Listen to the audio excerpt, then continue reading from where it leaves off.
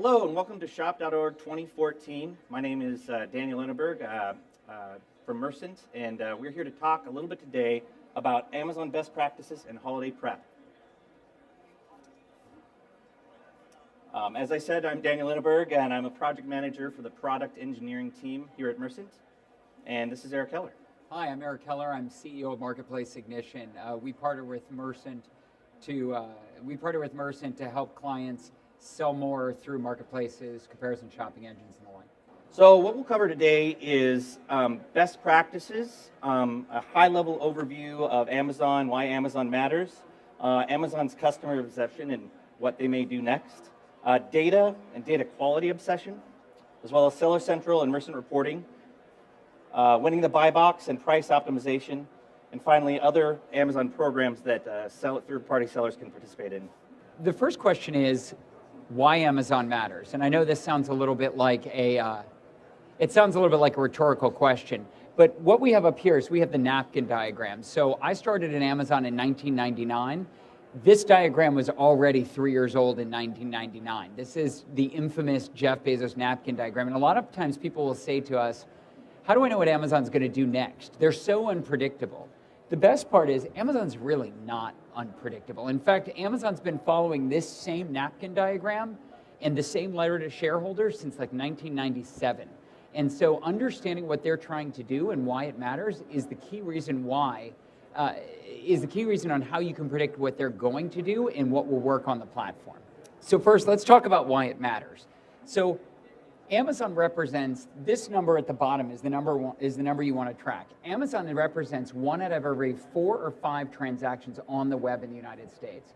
And that's just a huge number. There's no physical representation of this or anything close to it. There are numbers that believe that all in, if you include the fact that numbers in their financial reporting isn't grossed up for fees, there are numbers that believe that all in, they actually have a higher transaction dollar amount going through Amazon than going through Walmart. Now, if you look at the 2012 and 2013 financials, you could see 70 million monthly uniques there, up to 95.4 million monthly uniques, with Prime membership estimated at 10 to 15%, and some people believe even higher. Again, over 20 million SKUs. The average order value is $100. The active trailing 12-month users is 244 million, up 60% over the last 2 years. And third-party units are growing at 28%. These numbers are absolutely tremendous, which is why it matters. Of the 2013 share of all top 100 online retailer sales, they were 30.7%. I just talked about the number of Prime buyers. Amazon is intently focused on Prime, and that actually affects almost any retailer in Amazon. The reason why is they're focused on Prime because of the customer obsession. They believe that customers get a higher customer experience when they buy via Prime. So we already know why Amazon matters. Amazon matters because of the size of the transactions. Amazon Prime matters. This is a great quote. I heard Sergio Simon say this. He said, Amazon Prime is the biggest, most important loyalty program in the history of mankind, bigger than frequent flyer program. That's pretty amazing. I mean, when any of you that aren't Prime members that fly Delta, and think of how you often will fly Delta on purpose to get the extra Sky Miles, or you want to fly that extra leg to make that. Now imagine all the people, so many more people are Prime members than are Delta Sky Miles members and are leveraging that out. Now you imagine subscribers are paying a fixed amount per year, but the very first people that are paying that amount, and students and moms get it for free. This is a huge thing. And you could say, why would Amazon give this away? Amazon give this away because they lock people in. These are tier 1 customers. Who wouldn't lock in their tier 1 customer? And then the very first thing that those people do when they go shop on Amazon is they click that button up there that says Prime eligible. Show me the things that amortize the money I've spent on Amazon. And so that's fascinating. They pay $99 a year. It's almost like going to Costco. You paid the membership. Of course you're going to keep going to Costco to make that purchase. This is why Amazon matters and why things like FBA matter, fulfillment by Amazon. And one of the best parts is that they let you have access to that part of their platform by participating in FBA. So we were doing an executive session and it was great. We had someone raise their hand and say he was the chief revenue officer, and he raised his hand and he said, wait a minute, why are we growing our Amazon business? Aren't we just helping our competitor? And we kind of laughed and we said, well, maybe. I said, but Amazon in some senses is going to be like you're the guy on Main Street with the largest store on Main Street. And Amazon's like that first day back in, maybe the 70s or 80s when Walmart came to town. I said, the only difference is this time Walmart's letting you set up a booth in their store to appeal and work with their customers. And through FBA, you can specifically target their Prime customers. I already kind of touched on most of this, talked about the frequency, low barrier to purchase. I think I hit most of this. The last thing is the thing I really like to say, you have to be in it to win it. A lot of companies will say to us, well, we're not going to play on Amazon. But the real question to ask is, are your brands already on Amazon? Are your products already on Amazon? Are your competitors on Amazon? The only time not participating in Amazon or eBay or any of these works is if no one else does. It's a classic prisoner's dilemma. Yeah, so that ties into the reason why Prime came about, the reason why we know what Amazon's going to do next is because of that virtuous cycle. It's always focused on the customer. The growth comes from the customer, from the added sellers, from the added selection, the lower prices. So it's always focused on this. And because Amazon has such a focus on the customer, it means selling at that booth in their store means you need to have that same customer focus. This ties into customer obsession by really paying attention to your seller performance in Seller Central on Amazon. Key factors for success are going to maintain a low order defect rate. Defects should not have any orders. They should be at 100%. Maintain a low cancellation rate. Make sure it's advertised properly. Deliver products on time and with tracking. And finally, respond to customers within 24 hours of reaching out. These factors will keep you in good graces with Amazon and selling on Amazon, and as well as success during Q4 if you prepare for the influx of 40 to 50% additional traffic on Amazon during that time. I want to add to something you just said. We had this great discussion with a client. I'm going to sort of make it up just so I don't identify, but let's just say they were selling kids' toys and something that was a choking hazard fell into every box, something like that. And someone at Amazon complained, and then Amazon suspended the client from that. And they called us and they said, you got to help us. You got to go work with Amazon, appeal to their better nature. And it was, it's so funny. This is Amazon's better nature. They're watching out for their customer. So appealing to Amazon's better nature, it's an algorithm in many cases, and they're always going to bias towards their customer. So, you have to think about you can't just monitor this. You have to think about what are you selling on Amazon. A lot of times we'll hear people say, well, why don't I just find the best spread on what I can buy something for and what I can sell something for on Amazon? That's where all the money is. Maybe, but I wouldn't go selling product that you don't know what it is, you don't know where it came from, you don't know how it's packaged, any of those things. Those are the quickest people to get kicked off. The other thing you need to obsess about, because Amazon is obsessed about this, is data obsession. As Eric just mentioned, there's, what did you say, getting their better nature, appeal to their... appeal to their better. It's data, it's an algorithm. So being focused on data is the key to succeeding. So factors for success in order of importance is quality product titles. This is kind of basic stuff, but a lot of times merchants miss this. Feature bullets or table stakes. Eric, did you want to mention something about that? Or? Yeah, a lot of people, what we see is that feature bullets on their own site are not something that we'll hear all the time. Oh, I've got bullets, they're in our description. And you'll say, well, do you have bullets illuminated on Amazon? Sure, but they're down in the description. No, your bullets need to be where Amazon has bullets. The way their product detail page is set up, feature bullets show above the fold, description shows 3 folds down. Mm-hmm. So if you want to actually show that product, those feature bullets where you're expecting to show them, you need to make sure you're illuminating those particular fields. And if you have that data somewhere else, you probably need to pay to have someone alter your content to move it to the correct spot. That's right. The next piece is high resolution images so that people can see what they're buying online. Amazon recommends 1,001 pixels. In fact, they're going to be requiring that minimum in clothing and shoes shortly. Accurate pricing and inventory. Accurate pricing feeds to Amazon, accurate inventory feeds to Amazon, and often accurate shipping latency.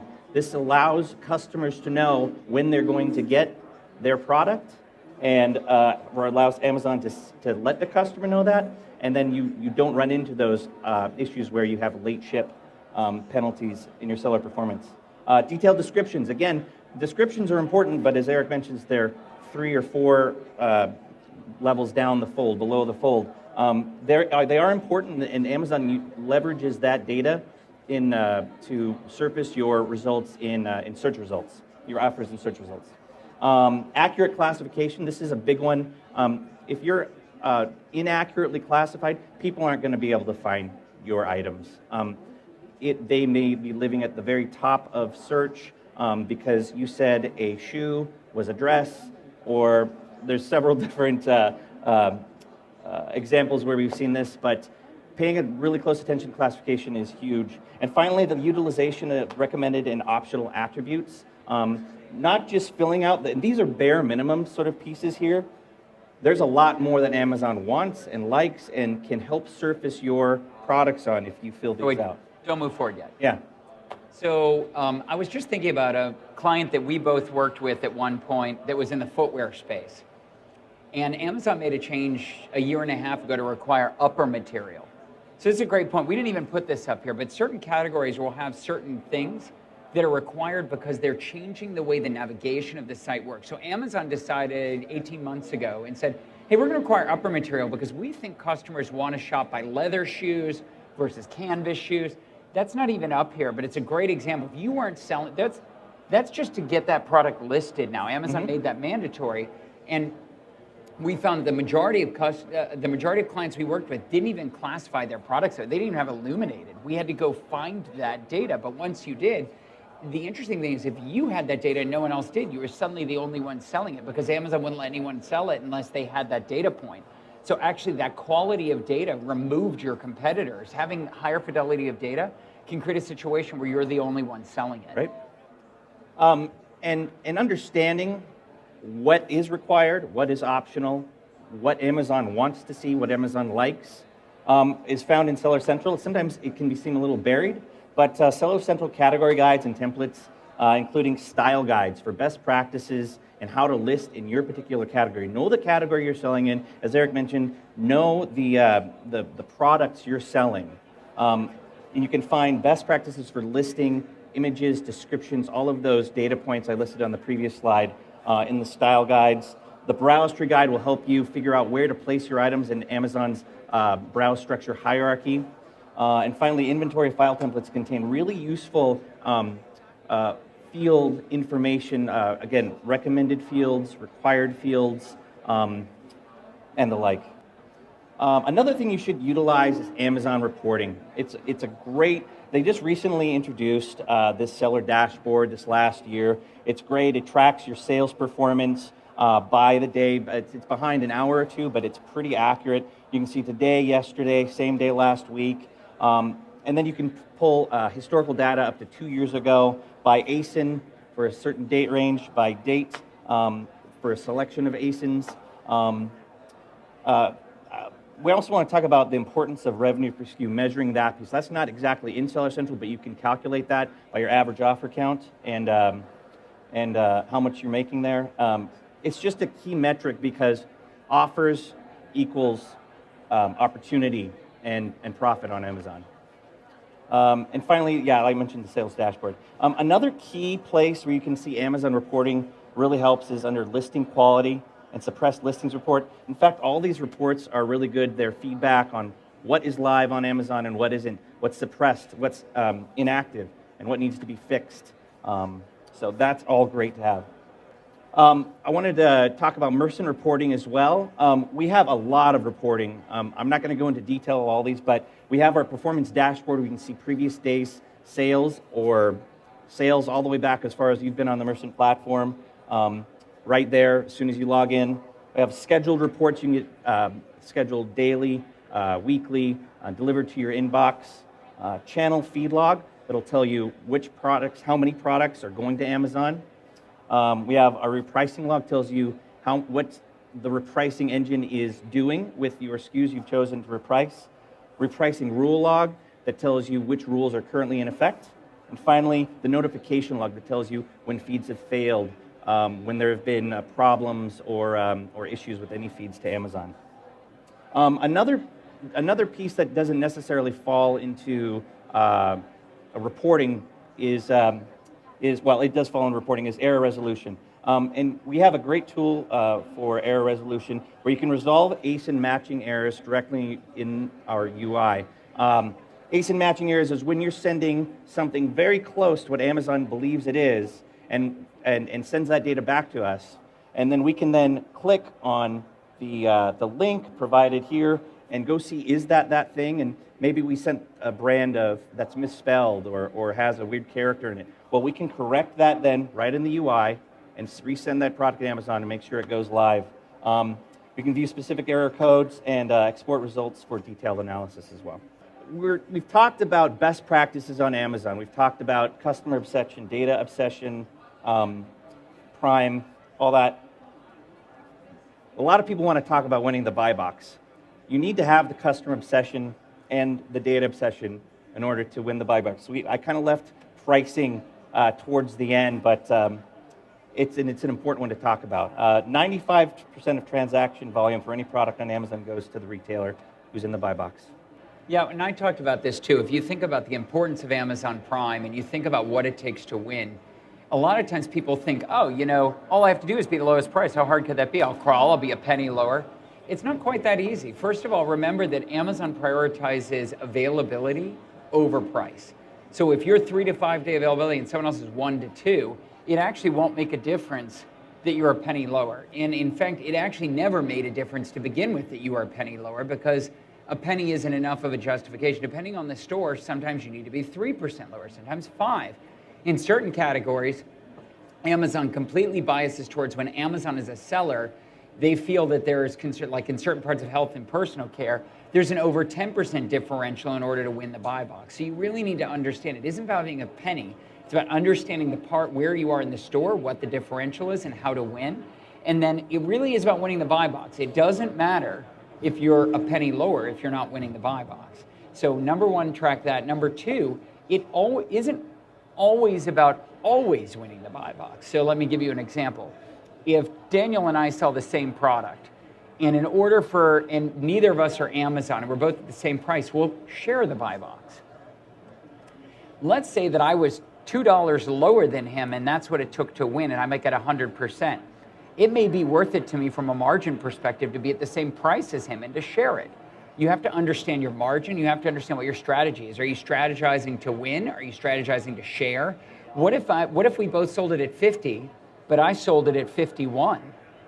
We might still share the buy box, but I make $1 more in margin every time I sell it than he does, meaning long term, I actually have a lot more sophistication about what I can make, and I can win. And long term, I'll make more money on my bottom line than he will for every unit that sells, and I sell 50% of the units because every hour I get half the buy box. Here's a little bit about winning the buy box and price optimization. Yeah, what Eric mentions is very important. Paying attention to margin and your strategy, very important. Mercant has price optimization tools that help you set these levers and actually implement this strategy on Amazon.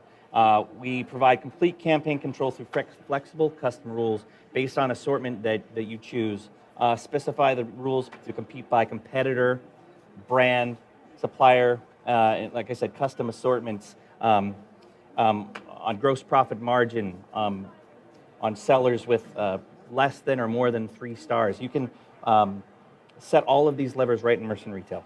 This is the last slide here. Wanted to talk about, we've already spoken about Prime, which is Amazon's program, and Eric's briefly mentioned FBA, and FBA is a key factor in improving and increasing your sales on Amazon. FBA sellers gain an average of 20% lift in sales over merchant fulfilled offers. I think that's one of the key metrics. I mean, that's direct from Amazon. I've seen more. Yeah, I think you're lowballing. It is lowball, but you want to be careful. It's better to over go for 30. Over deliver. Go for 30. 30. Okay, I think that's reasonable. And I would say that one of the interesting things, a lot of people think FBA is a operations and fulfillment program. FBA is not an operations and fulfillment program. It's a margin program. if in that same example where you and I both sell it for $50, if I put it in FBA, I probably can win the buy box at 55. And if the net cost is lower to have FBA do it, that's even more margin for me. Finally, just wanted to mention sponsored products, which is it's a program that's been around with Amazon for quite a while, but they've recently made some advancements into the UI. So go in and check that out in Seller Central. But basically, you're able to create campaigns and bid on keywords to make your offer appear in search results where it might not. After you bid and gain some momentum for your product, it will gain some, like I said, some natural momentum. You can then pause the program or reassess and add additional when you're adding new SKUs or when we've had lackluster offers on Amazon. Adding them to this can help get them into natural search results. That's all we have today. So we covered Amazon best practices, holiday prep for Q4, why Amazon matters, and if you have any additional questions, please contact us at Mercant, hello@Mercant, and have a great day. Shop.org 2014.